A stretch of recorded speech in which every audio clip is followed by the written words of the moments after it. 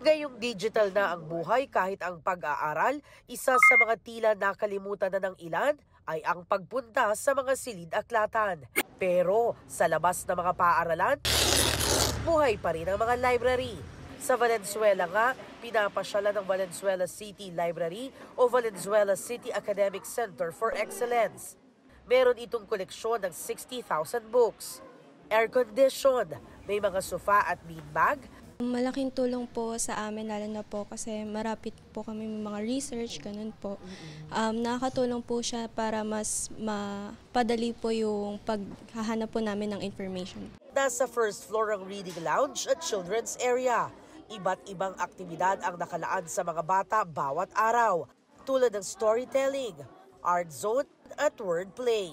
Una, banding din namin para mag-enjoy din sila.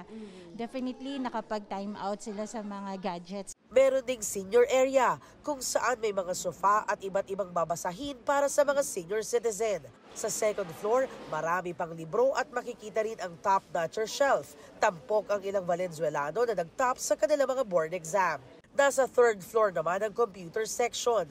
Bukas ang unang palapag at ikatlong palapag ng library ng 9 a.m. hanggang 6 p.m.